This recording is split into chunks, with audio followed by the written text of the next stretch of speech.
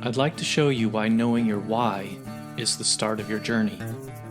Without a strong why, it can be so difficult to reach your maximum potential. My name is Dr. Jason Balara, and every week I meet with real estate investors and mindset specialists that are taking action in order to build a life according to their own terms. We will break down what drives successful people and allows them to achieve at such a high level. If you are a professional wanting to break through, or simply someone that wants to hear an inspiring story, the Know Your Why podcast is made for you. Hi everyone, I'm Jason Balara and this is the Know Your Why podcast. Today I'm here with Damion Lupo. Damion is a best-selling author of a dozen books on personal finance, investment, and retirement strategies. He's on a mission to free 1 million people from financial bondage. He hosts the Financial Underdogs podcast, and I would love to talk about your sort of take on that. Started over 50 companies. There's so much to talk about here, Damion. I'm just going to kind of let you tell your story. But first of all, thanks so much for coming on the show.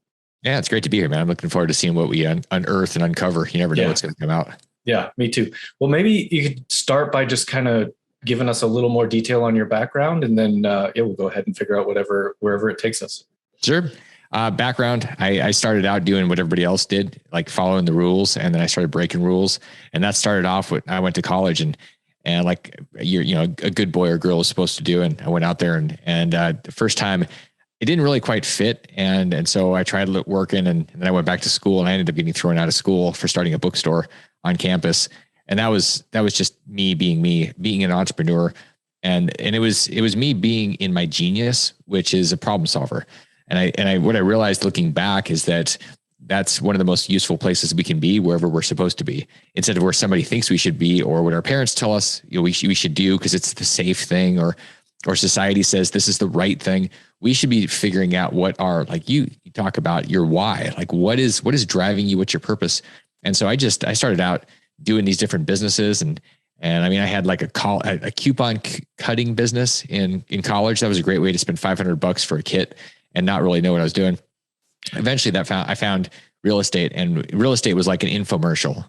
So in the old days, it's kind of funny being at the place where, like, I think back when I had hair, like now, totally bald. Me right. And I'm like, well, in the days of hair, I remember when I did this or that. And I watched infomercials like a lot of people at 2:00 in the morning. Now everything 24/7 on the internet is an infomercial because there's ads everywhere.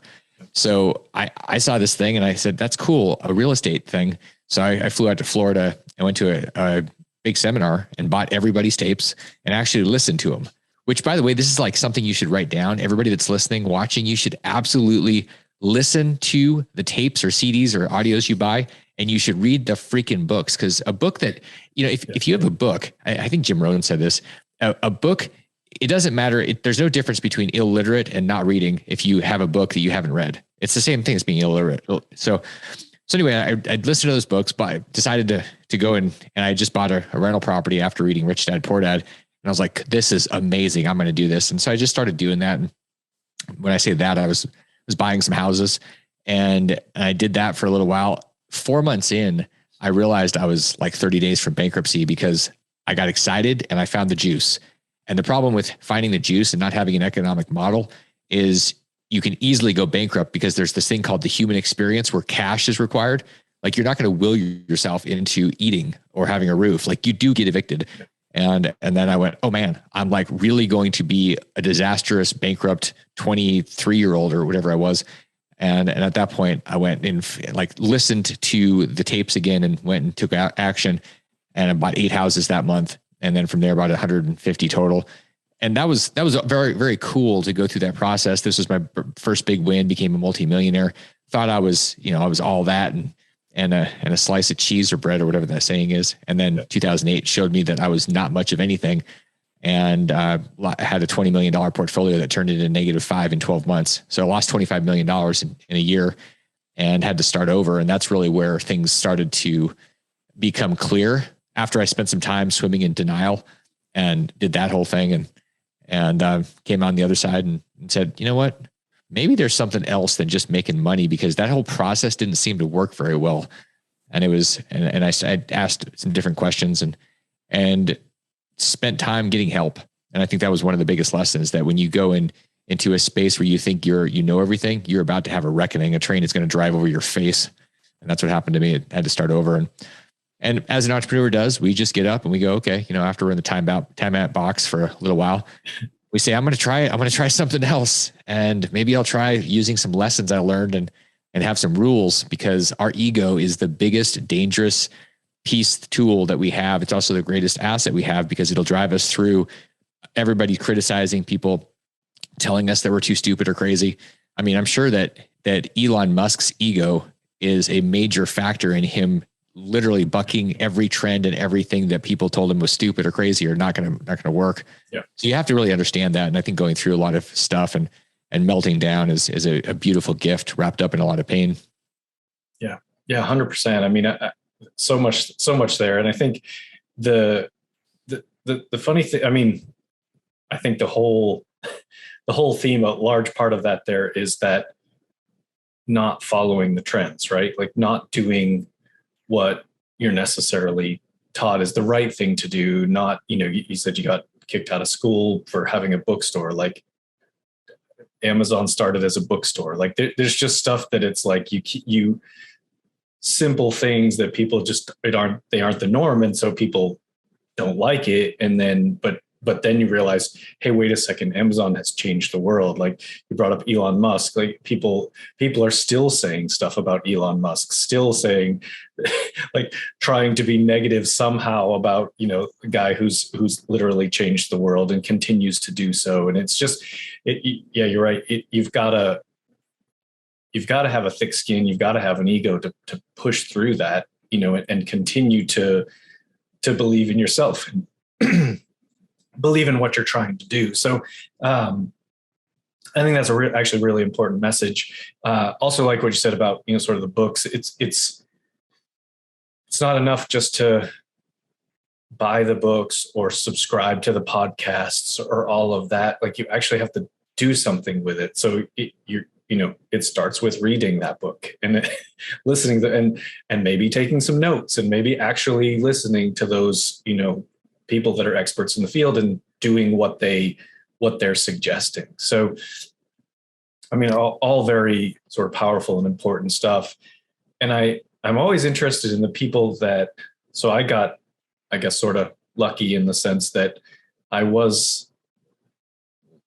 didn't call it real estate investing before the crash. I had bought some houses and renovated them. I didn't know what I was doing was flipping houses or like live-in flips and things like that.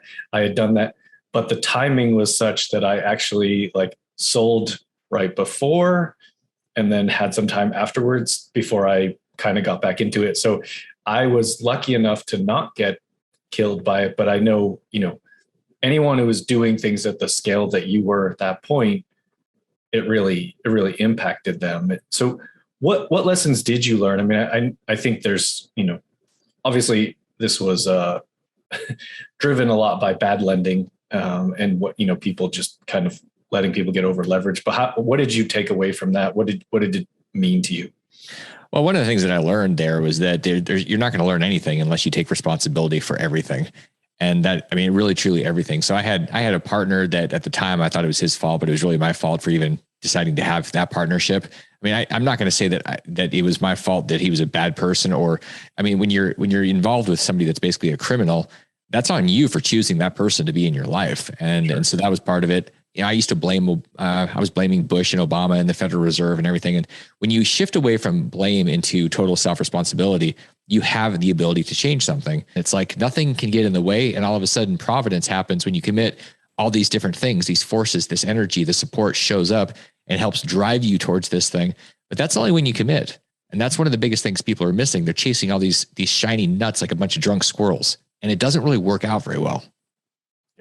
Yeah, no, I think, certainly accountability and being committed go hand in hand and sort of have that's the rocket fuel, right? To get you to the success that you're looking at. Because otherwise, you're kind of just, they're hopes and dreams, but they don't really have any foundation in them. And you really have to, there has to be action associated with it. And so whether that's, how your response to a bad partner, or that's how you just have decided this is what I'm going to do to change the world, like Elon Musk has. There's no, and I think a lot of people don't understand that level of commitment to certain things, and maybe probably don't always like it. If when, because they'll talk about it with obsession, and here I don't know if you're familiar with Tim Grover, but he was Michael Jordan's coach, right? So this is basically what his books are about, what all he talks about. But it's just those guys like Michael Jordan and Kobe Bryant, and people that he's trained, they really have one focus. Probably makes them not great at other parts of life, right? Like it's probably hard to be the world's greatest athlete in any sport and still be like a great husband or a great dad or whatever. Like I assume, again, Elon Musk, he's like very focused on what he's doing. It's probably hard for him to be great in other parts of his life. So if you don't understand that level of commitment to something, it's going to seem bad. It's like, I just think maybe it's not for everybody, right? It's not for everybody to be the Michael Jordan or the Tom Brady or any of that. It's people have to decide what level of commitment they are willing to put in, and realize that you get different results with different levels of commitment. I think it's a great point you're bringing up. I mean, I really like it. With Relentless and the work that Tim Grover has done, I remember meeting him in Florida, and just, he was talking about everything he'd done, the work he'd done with D Wade and Kobe and Michael Jordan and all these guys. And there is an obsession, this relentlessness. And I'm with a lot of people that are good people, and they talk about all the stuff that's important, and like going to basketball games and coaching little league and all this other stuff. I'm like, that's great. And you're never going to change the world with what you're doing, because you are going to be, your focus is being balanced and having, and that's not bad. It's just, you have to decide. There's nothing wrong with it. Yeah. No, it's 100%. It's different priorities. I mean, I haven't had a family and kids and things. And you know why? Because most women are like, you're freaking crazy. You literally are, you love talking about your thing and you're into it and you work days and nights. And I'm like, yeah.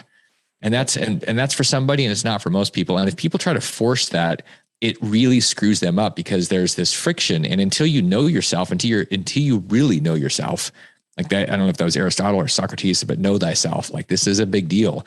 Yeah. When you know thyself, you can choose rationally whatever your path is, instead of following, I'm going to follow Elon, or I'm going to follow the perfect mix of 2 hours per part of my life per day, with the soccer and the work and the working out. And like, there's seasons for things. And what people try to do is they try to have this perfect balance, and it ends up being totally stressful. And then they end up, wiping out, or they try to go for something, and then their traditional life pulls them back, and they wonder why it's something that you have to be a little bit nuts. Like, do you think that Michael Jordan or Kobe or anybody that's in the Olympics, or anybody, or Elon, it doesn't matter, anybody that goes for something really big, like a deep purpose that to change the world? And I'm not saying changing a child's life isn't equally as important. The people that are doing the big stuff that's crazy right now, that's going to seem normal down the road, there is no balance in these people's lives. I mean, give me a break. Those people are, they look like aliens. And there's an argument that Elon may be an alien. There isn't, the obsession looks like there is a set of theories about that. Yes, absolutely. Yeah. I think, yeah. And it's like, I don't even think that it necessarily matters what it is, what your obsession, like maybe your obsession is balance, maybe your obsession is basketball, maybe your obsession is parenting. It doesn't matter. It's just that whatever you're going to do, if you really want to be successful at that thing, it's kind of got to be a little bit of obsession. I think. I don't think you can sort of casually do big things and still be really successful at them. And I think that applies to parenting. I think that applies to being a teacher. I think that applies to buying real estate, like whatever it is, it's like, I don't know. It's just, it is a different sort of mindset to get to that level. It's funny. I'm from Boston originally, huge Patriots fan, big Tom Brady fan, was very upset when he left the Patriots.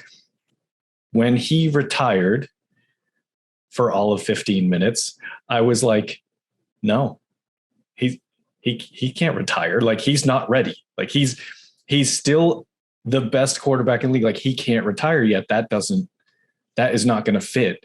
And he figured that out in what, 3 weeks, I think it was. Like, it was just like, he says, I want to be a better dad. I want to be a better husband.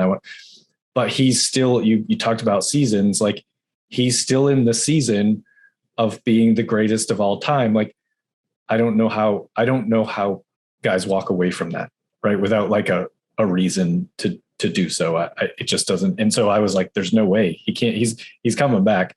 So it is for sure a mindset and a sort of a way, an approach to whatever it is you're trying to achieve. Well, I agree with that. And one of the things that people everybody should be thinking, if you're going to stop doing something, you got to pick what you're going to do instead that's as big or bigger, because if it's less, you're going to be feeling like you left something behind that you're not finished with. And so you really do. And this is why the idea of retirement is so stupid. I'm going to retire. And then what happens? I mean, if you look at the Social Security Administration information, the average number of checks that go out to the average US male that retires is less than 36. What does that mean? It means that there's less than 3 years of life after you retire, because you're basically saying, I'm done. I'm done. Right. The universe says, well, you're taking up space and resources, so let's kill you off and open some space for somebody else. When you find people that are like 100 years ago, there were people that lived in their 70s, 80s, and 90s. 100 years ago, the average person was living to 45, or, it wasn't 75 here. Yeah. And why were they doing that? Because they had deep purpose. Our Andrew Carnegie made the richest guy in the world at the time. And he spent the second half of his life giving money away, building libraries, doing things. So he made all this money, and then he found a bigger purpose. And he said it was harder. It was harder to give away the money than it was to make the money. So when you think about switching, Tom Brady, apparently, I mean, he's got a super smoking hot wife, and he's got a family, and he's got lots of things. He's in the middle of everything. The biggest purpose he has is his goatness. That's what he is compelled to do. And so instead of saying, well, I'm going to go do something else that's not as great as this, I think that he's doing the right thing until he's actually done. You're right. He wasn't done. He theoretically was done for like 40 days, and like he got it. And I think he would have been miserable if he had stayed with it, with his retirement. And then we all have to think about that, because a lot of people are trying to get away from something. And the question is, what are you trying to get into? And just avoiding something like, I can't wait until I can stop this job, or I can't wait until I can be done with whatever. I got to get out of this relationship. What are you being compelled towards? Like, and you got to envision that and have a plan for that. And that's what will pull you there. Otherwise it's a vacuum. You'll get sucked into something stupid. I mean, I've done that a million times, and it does not end well.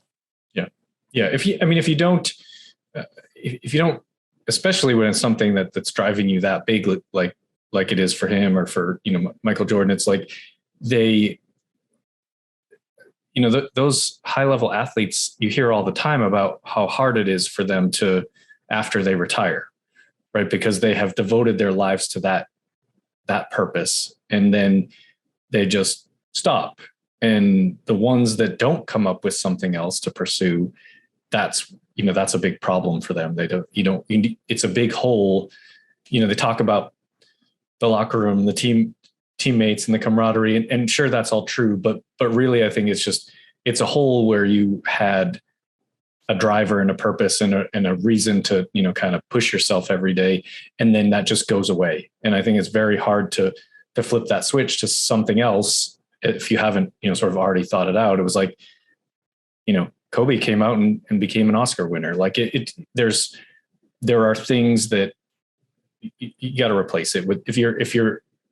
If you live in greatness, you probably have to replace that greatness with other greatness if you stop doing whatever it was that you started out with. But probably a little bit off topic there, but I think it's just an interesting sort of mindset. And you see it a lot in the real estate space, like the people that have, really gotten really big with real estate, and they've made plenty of money and all of that. And it's like, then what does it become, right? Once you've reached financial freedom, once you're kind of at that point where you don't need any more, then it's kind of cool to see what people then replace that with as far as their purpose, and whether, charity, just what is the meaning of that business become? It becomes less of a, money driven and more about what is their purpose and who are they, what causes are they supporting and all of that. So I think that's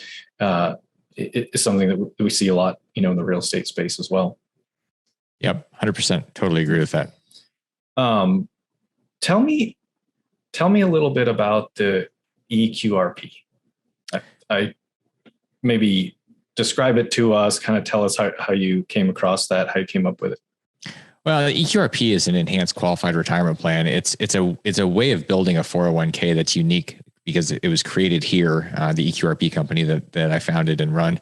It's a way to control your retirement money, and so that you have actual control of it, and you can do this to where you can invest in things that are not Wall Street. You can invest in Wall Street too. It's just, it gives you a lot more choices. And it's for people that say, you know what, I believe that I'm going to know my money. And I'm going to love my money more than any financial advisor, because they love the fees. They don't care about your money.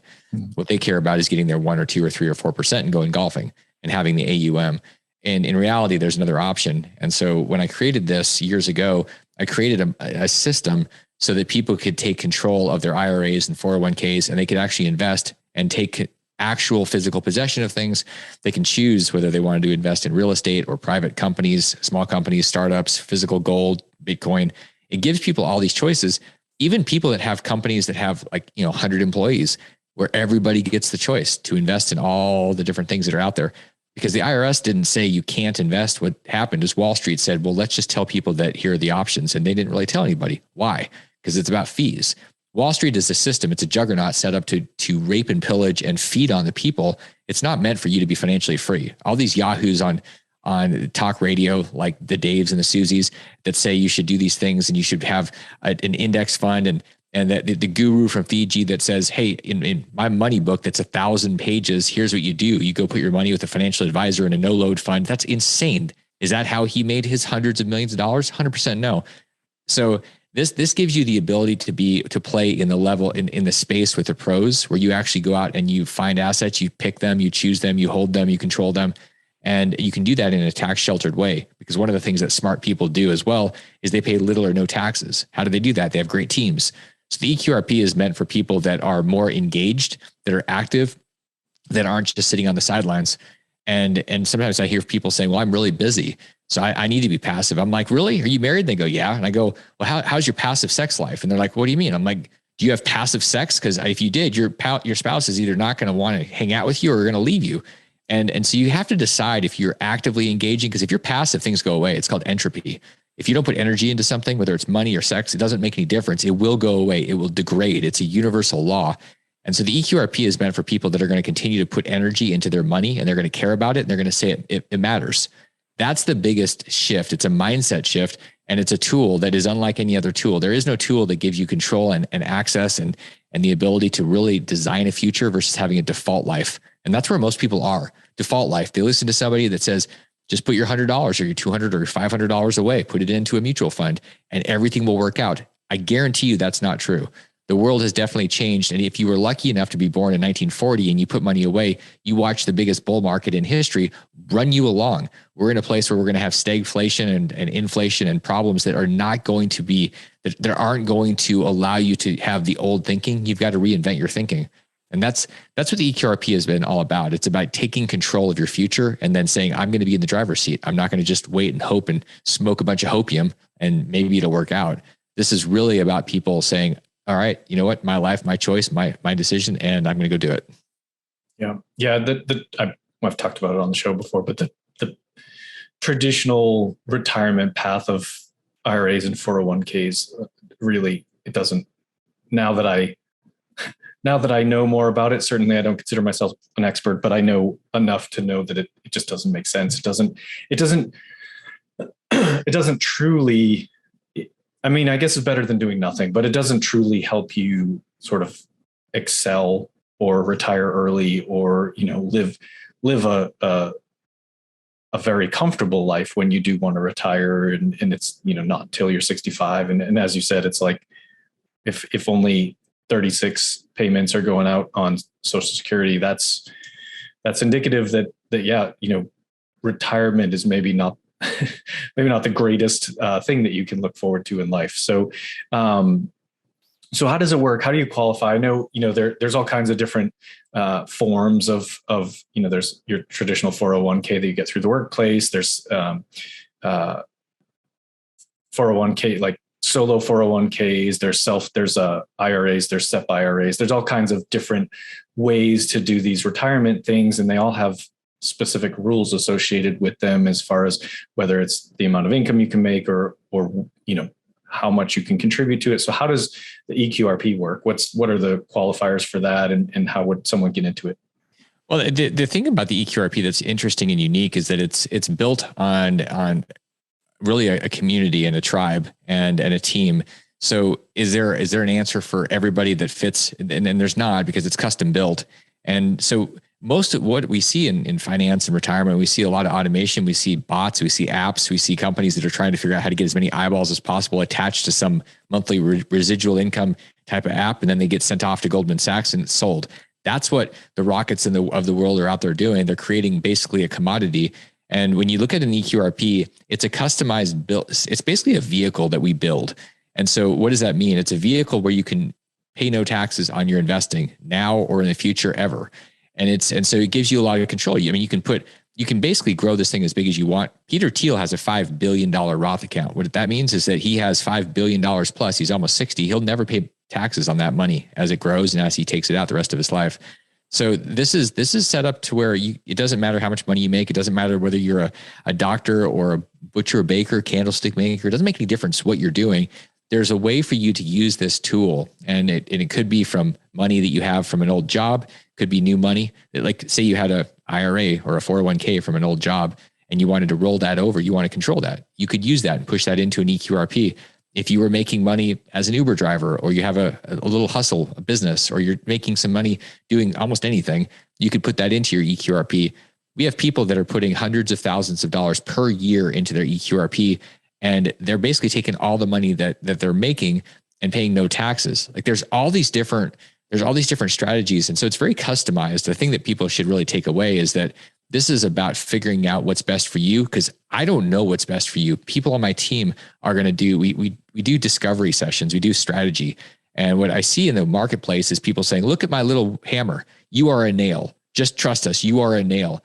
I don't know who you are or what you're all about. So it's about figuring out your goals, what you have to work with, your timelines, and then figuring out if there's a way to use this tool. And it might be there's something else. So, it's kind of funny if you look at brochures, they all make themselves sound to be like, hey, this is the best thing ever.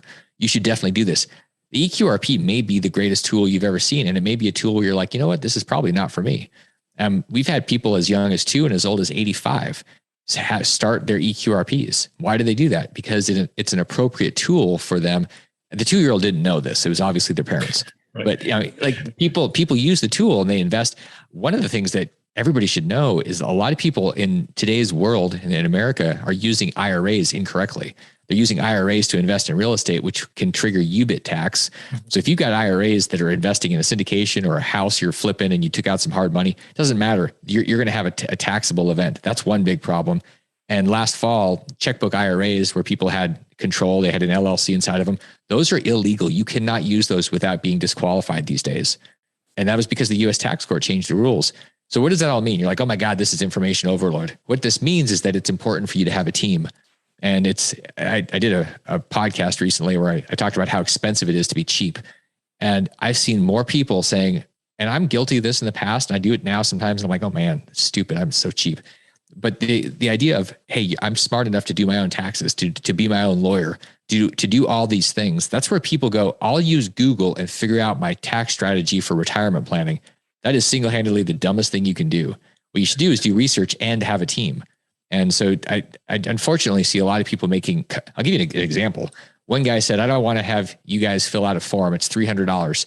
And I said, well, I mean, okay. You're pretty smart. You can figure it out. We're happy to do it. We do it thousands of times a year. And he said, I'll do it.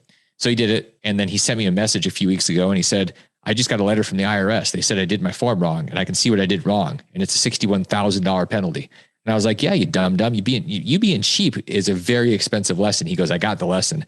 And my accountant said, I have to hire a tax attorney and I'm probably going to have to pay this fine. So the takeaway here is that find world-class people and then work together, cooperating. It's not about competing. It's not about being the rugged individualist American where you do everything on your own. That's the single-handed dumbest thing ever. Rich people that are financially free have teams always. There is no exception ever. And unfortunately, most people aren't taught that because they go to our school system where it says, don't cheat, don't conspire, do it by yourself. That's how the rules are. And I think that that's dumb. I think people have to break away from that thinking. Yeah, for sure. I mean, it's just like, it's like fitness, right? Like, sure, you can work out on your own, but you're going to do a lot better if you have a trainer, and you can use that strategy in finance and really in anything, right? Any area of life, business coaches. I mean, obviously not all coaches, not all trainers, whatever not all teachers are created equal. So it's kind of finding the right group for what you're trying to achieve, but still it's never going to be a bad thing to have help and assistance. And yeah, you're right. It's, I used to do a lot of construction, and we talked a little bit about, me sort of flipping houses a long time ago. I used to do a lot of construction, and I learned that if I bought the cheap tool, I hated doing what I was doing.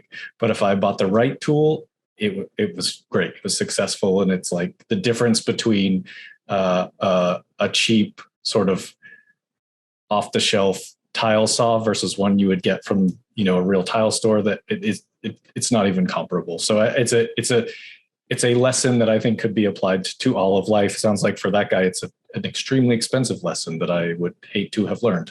So, yeah, it's not a sort of there's not a set of rules that you would say would be, you have to have a certain income to requirement, or you can't make more than a certain amount, like there are with all of the other ones. Those rules that you're talking about are specific to IRAs. And there's rules that prohibit people from doing solo 401ks. So the eQRP works for anybody and everybody that has a social security number. Like that's how it's built. It's set up so that anybody can do it if it makes sense for them. Doesn't mean everybody should. It means you can. There's nobody we've ever run across that cannot do it, because this is unique. This is and what's crazy. Jason, people are out there trying to say that everything is the same thing. I'm like, so you're telling me that a Ferrari is a Ford? They're like, well, no, that's different. I'm like, yeah, an eQRP is a Ferrari. What you're talking about is a Ford. It's basically a car. Like a Ford Taurus or a Toyota Corolla. Those are cars. Like nobody's going, oh my gosh, I've got the coolest thing. They say that when they have a Ferrari, and that's what they say about the eQRP, because they realize, wow, this is literally, it's in its own class. It's a category of one. That's a very powerful thing.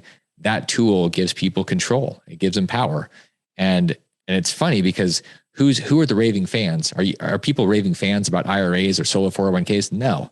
Are they raving fans about eQRPs? All day long? And a big part of that is because the team, the relationships that we build with people are second to none, that we do care. And it's not about lip service. It's about the experience people have.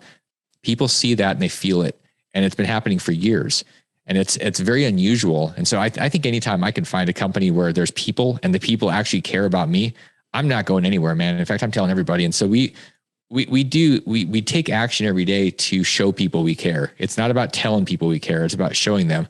And that's where no competition is. It's like you're all by yourself in any industry. Show people you care. Watch what happens. It's amazing. Yeah, no, it's a great point.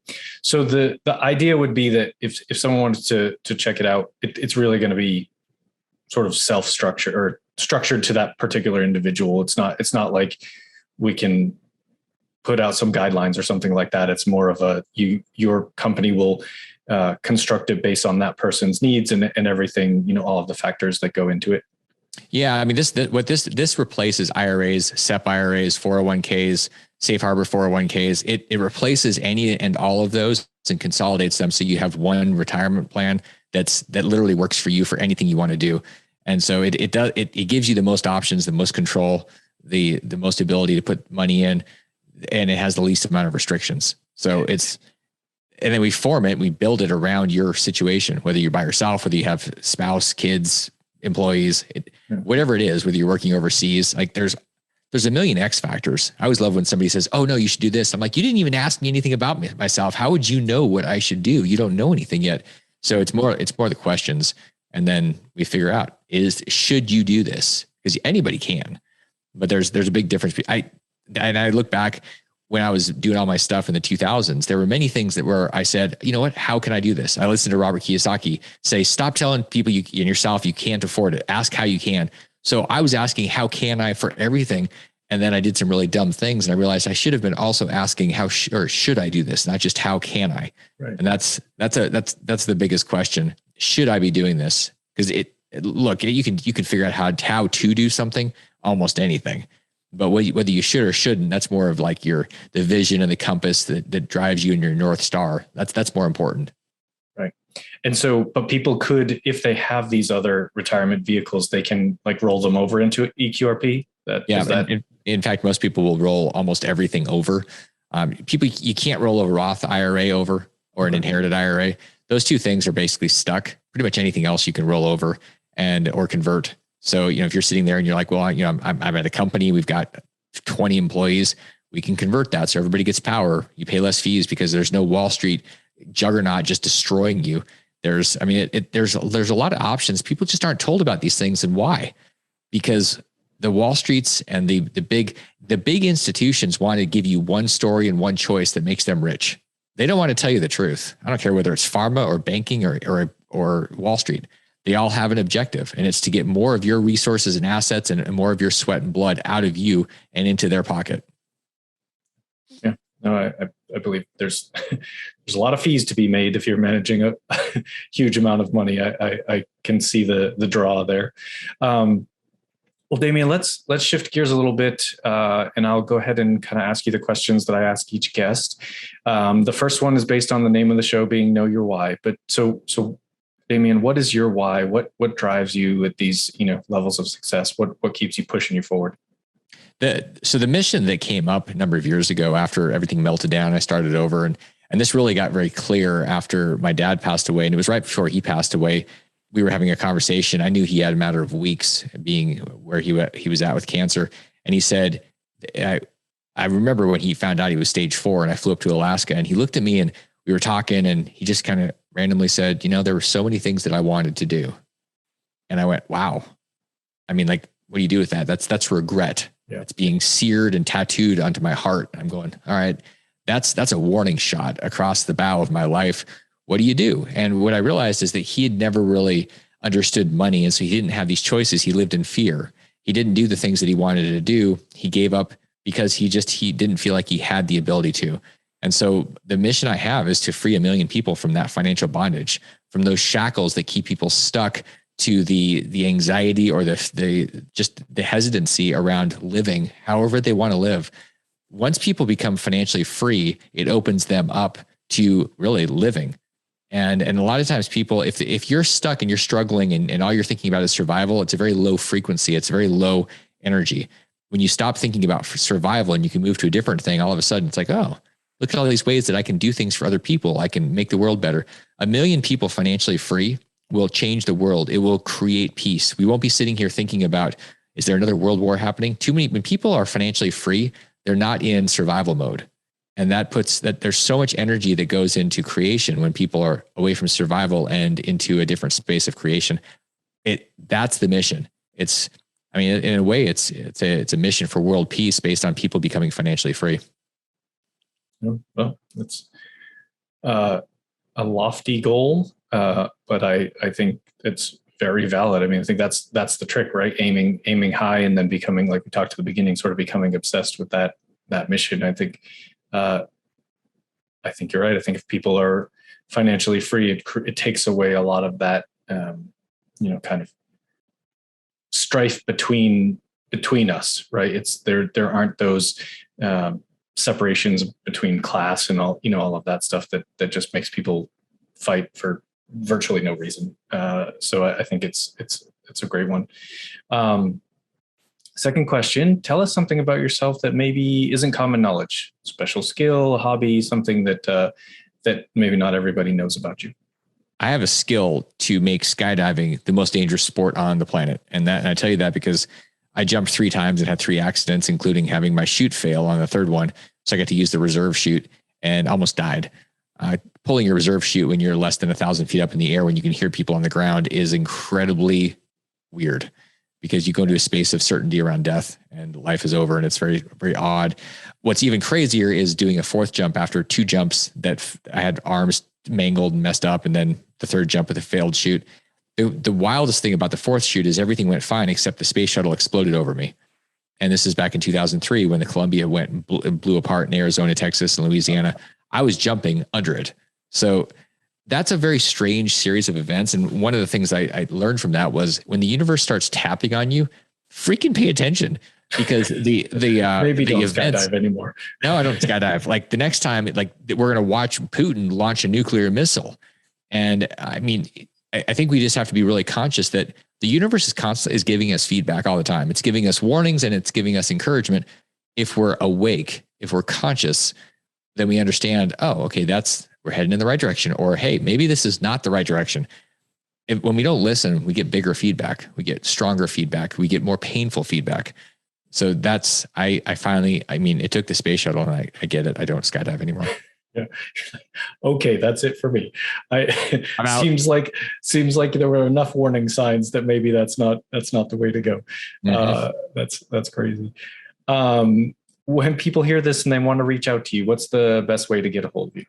Best way to reach out to me is, get a copy of my eQRP book and learn. I'll give you a copy. Just come to eQRP.co and get a copy. You'll get a report too, which is like 17 pages. It'll help you take the information I gave you with the fire hose and like, oh, okay, I got it. And then I'll send you a copy of the book, and it'll give us a chance to go into a dialogue. We can connect, and I'm happy to help people with their retirement stuff, or, I've had a lot of experience, that hard fought experience, and it's painful to go through everything that I went through, and happy to share that with people. That's also why I write the books, to give those experiences to people, because not everybody wants to or can go through this stuff. It's so hard. And so leveraging off of other people's stuff, that's part of the gift that we give, I think, and we can give. We go through things and then we share those experiences like people used to do for millions of years around campfires.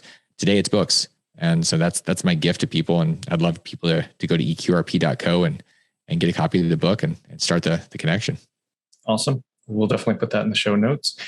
Final question for you. What piece of advice would you give to someone who is, kind of trying to get started, whether that's investing or real estate, or just has a big dream, but doesn't know where to start? What would you tell them? Find somebody that's already done it and go start doing things that make their life easier, and you'll become invaluable to them. And here's the other thing that you don't want to do. That's kind of what people think they should do when I say that. Don't go to somebody that's either rich or successful or has already gone down the road and ask what you can do to help them. They're too damn busy to try to figure out how you can help them.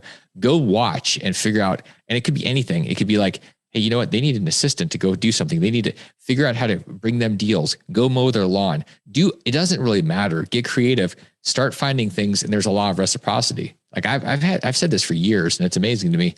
I had it happen one time where a woman played a game called Cash Flow. And then she said, I want to help. And I said, great. She showed up, she lasted 3 days, and then she became a long haul trucker.